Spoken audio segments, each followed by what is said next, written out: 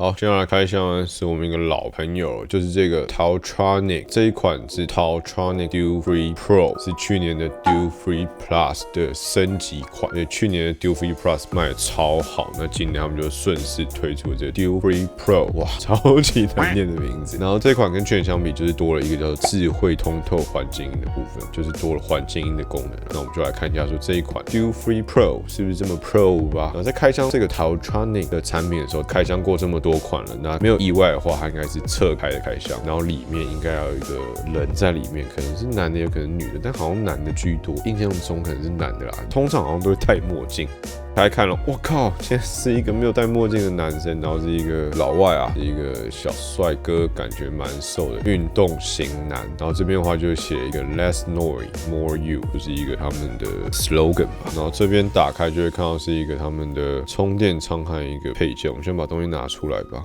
应该这样就没有东西了。好，那我们就让小帅哥在旁边待着陪我们开箱哈。然后这边的话是它的充电仓，走的是这种比较方方的感觉，要方不方？有点圆形，又有点方，就等一下再来看。那我猜耳机应该就在里面。那这边的话，应该就是整个的内容物，所有的东西都在这。那里面有的话，就是一组这个 Type C 跟 USB A 耶，是有点不常见的充电线，然后有额外多附了3副的耳塞。所以说它其实东西给的非常的简单，就是额外多附了3副小中大的耳塞，一条传输线和耳机充电仓和耳机本体。那我们现在看耳机的充电仓，好，那整个的感觉是走的是一个消光黑的感觉，然后正面会有一个 logo 做点缀，所以整体来讲还不错。背面是有一个按钮在，然后底部的话走的是 USB Type C 的充电孔。那我们来打开看一下，哇，打开就是耳机的本体。那这边的话，它这开箱有做2段的阻尼，你看这样一段，然后拉到这一段，所以它其实在开盒的体验整个来讲的话，会做的是更细致一点。然后这一款充电仓是支援无线充电，所以该有的东西它都有。那我们来看一下耳机的本体吧。耳机的本体的话，长得像这样，很明显它这个就是有比照 IEM 的监听设计。那你可以想象说，它戴上的感觉应该是会比较服贴你的耳朵。那整个摸起来的话，我觉得它整个基底是用比较亲肤的材质去制作，然后使用的是这种消光黑的感觉、雾黑的感觉，我觉得很不错。然后正面的部分的话，是一个亮面的钢琴烤漆，那同时在里面嵌入了他们品牌的 logo， 我觉得这一点也是做的蛮细致，就是你在看的时候会觉得这款耳机其实是一个蛮好看的一款。那不过这种亮面的感觉，就是你这样盖上去之后，它有时候会有指纹在上面，那这点可能就是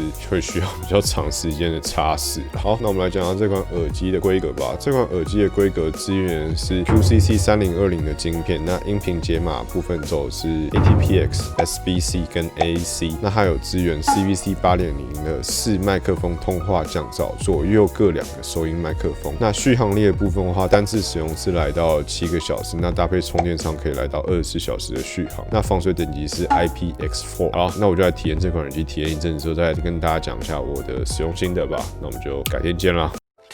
2000 years later。好，大概使用这个 Taotronic Dual Free Pro 一段时间之后，我来分享一下我使用的感觉。那上次我在开箱影片的时候忘记提到说，前面是有试一个充电指示灯在它的充电盒上，上次好像没有发现。然后整体来讲，我觉得它耳机的佩戴感蛮有趣，因为它是设计这种 IEM 的入耳监听，所以基本上它就是整个塞住你耳道的感觉。但是它是一个蛮舒适的塞入，就是刚刚好塞入，然后比较不会有异物感。那在这边的这个耳套上的选择的话，也是比较薄膜式，所以你比较不会到不舒服。那我这边很强烈推荐你去选刚好的耳塞，像我的话，如果是比较小，所以我的耳塞选择是比较不一样。那如果你挑不好的话，它就会有一种塞不满的感觉，会一直弹出来，会有点不爽。那也因为它是 IEM 的入耳监听的设计，所以说它基本上它物理隔音非常的好，你戴进去之后，大概阻隔掉外界的声音，应该都有个6-7成有。那我在猜，可能也是因为这样，所以它在这一代的选择的时候，它并没有加入主动降噪这个功能，并没有参加主动降噪大赛啊，这也是蛮有趣的。然后接着就是它这一款的耳机啊，它在操作性上来讲，它是采取这个触控操作。那触控的话，像是它播放暂停是连点2下，那上下手歌是左右耳的连点3下。那基本上在这个连点的部分，你可能会需要一点学习成本，因为你连点的速度可能也要快一点。我也因为它佩戴的方式是塞入耳朵，所以我在连点的时候会有略微就是敲击上不爽，因为你的耳膜就是会有那种被敲高的感觉。然后接着就是它这次新加入的智慧路离耳侦测，我觉得这个还不错，就是你拿下来的时候就暂停，然后放回去的时候就继续播放，这点表现还蛮不错。那就是连线品质的部分，那我必须先说，它这一款就是它的连线方式跟上一代比较不一样。上一代的话，我记得是开盒它就开始连线，但这一代是你要取出后才开始连线，你要整个把耳机从充电仓取出后才开始连线。那其实它的连线的速度来讲，我觉得并没有到非常的快速。一般的取出过后，我有计算过，大概就是8到10秒左右会连上你的手机。那我觉得就是称不上是一个快速的连线速度啦，不过基本上也不会太影响你使用上的体验，就是了因为你还是要戴在耳朵上。此外，有一点必须特别提到，就是如果你想要单独使用右耳的话，那切记你在设定的时候，你要先去蓝牙连线那边单独把右耳连线上。那如果你真的很有单耳使用耳机的需求，我会推荐你使用的是左耳，因为我猜它的主机应该是在左耳上，就是你每次双耳使用的时候把左耳放入的话，它都会断线，而且也不太会自动连线。如果你单耳使用右耳的情况下，把左耳拿出来的时候，它双耳在连线好的时候都会稍微断线一段时间，然后再连线，我觉得会有一点小小的烦躁感在。所以如果是单耳使用的粉丝们，可能会需要注意这一点。那一般的双耳使用下次都还没什么太大问题。那这边的话，这款耳机也是有支援 CVC 的8.0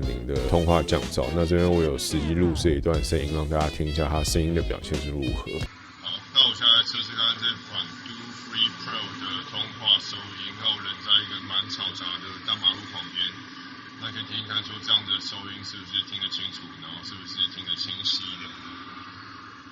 好，然后再来是这一代新增加智慧通透环境音，那特别是这种物理隔音特别好的耳机，我觉得这个功能是非常重要，因为你基本上外界的声音都听不太清楚，一方面是方便你听得清楚，另外一方面就是安全的部分。那这款的环境，我目前体验上来讲，我觉得还蛮行，它不会达到说让你像是没有戴耳机那样的舒适程度，但基本上你也听得到外界的声音，所以我觉得它基本上是有达到环境音的这个功能在，所以说还 OK 给过。然后最后就是它的音质表现。因为毕竟上一代 Do3 Plus 的音质表现不错，那我觉得这一代跟上一代其实感觉是蛮类似，它的音场表现蛮好，不会有低音过重问题，然后整个3频的表现算是平均，中高音算是清晰，所以说我觉得这一代的音质来讲，我也是觉得还蛮不错的。那特别是这一款，它在售价上是很便宜，只要3280元，我觉得非常的优惠啊。不过这一代的话，我觉得它比较需要改进的，可能就是在它连线部分，但其他来讲，像是声音的表现，我是觉得还蛮不错的。好啦，那最后就是自选家官网上在11月14号购买之前，除了免运费以外，还可以享有300块的折扣。所以说，如果你对这款 Do3 Pro 的耳机很有兴趣的粉丝们，那记得不要错过这次的优惠。好啦，那这就是我这次开箱 Do3 Pro 的评测的影片啦。那如果喜欢我的影片的话，记得帮我点个喜欢，也记得订阅和分享我的频道。那我们现在有会员可以加入哦，赶快去看一下会有什么东西吧。那我们就下一部影片再见啦，悄悄，拜拜。